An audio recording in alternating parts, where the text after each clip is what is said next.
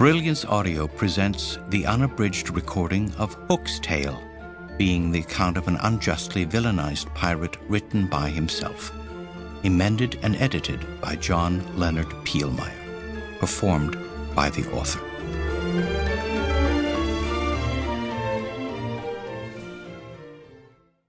For Tiger Lily and Wendy, and my dear Daisy, James Cook. For Irene, who is my Tiger Lily and my Wendy, and sometimes my Josephine, John Leonard Pielmeier. Part 1. The Little White Bird. Chapter 1. When I was 6 years old, or thereabouts, I had a horrific nightmare that I still remember quite clearly. Earlier in the day, I had gone walking alone in the Kensington Gardens, which was quite close to my home. I was an independent child, and the dangers lurking in wait for independent children of today were unknown back then, so I felt quite safe. I came upon a thick, thorny shrub during my walk, in the middle of which rested a tiny nest containing 4 eggs.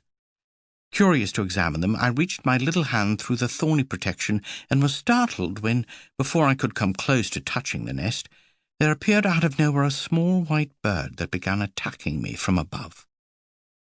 Undoubtedly, this was the mother keeping a lookout for predators, and on spying my intent, she swooped down on me with a sharp, high cry. I ducked away from her attack, at the same time jerking my hand out of the bush, and in doing so I scratched myself on the thorns rather badly. With blood running down my fingers, I raced home. That night my dreams took me back to the incident. Only this time, as the bird swooped, the tiny eggs hatched 4 little monster birds who began jabbing their needle-long beaks into my hand. One of them caught hold of a vein and began tugging it as if it were a worm. The others took hold of it too and started fighting for possession. With each yank, more and more of the vein emerged until it broke in 2, spouting blood. The pain was excruciating. I seized the babies, all 4, in my fist and crushed them, while my free hand grabbed hold of the mother. I put her head in my mouth and bit down hard. I awoke screaming, my tongue bloody from where I had bitten it.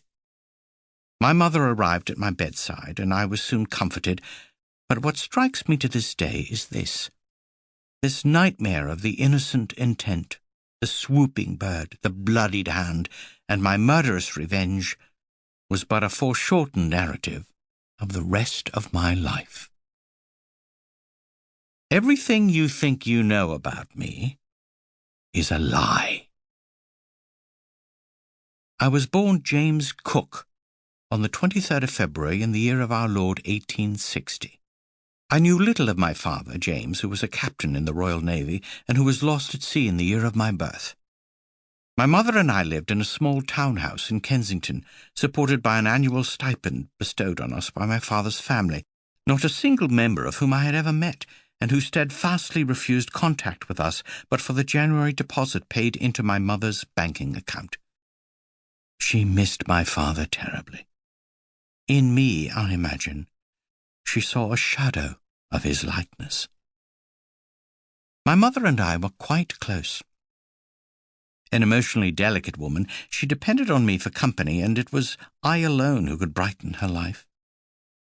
She suffered from frequent and severe headaches, punctuated by bouts of melancholia, and would often, during those early years, disappear into her room for days at a time, emerging with apologies and much self-recrimination. I never minded being alone in our little house, however, it being filled with memories of my father. The ground-floor back room of the house was his library, and was stocked with books he had acquired on his travels or received as gifts. Though I was a precocious lad, I did not learn to read until, beginning at the age of 7, I was sent to Mr. Wilkinson's private day school in Kensington. From there I returned nightly to dine with my mother, and once my reading skills were up to it, to devour many of these books, hoping to find some clue as to my father's nature and interests. Most of the books were of the sea. My favorite.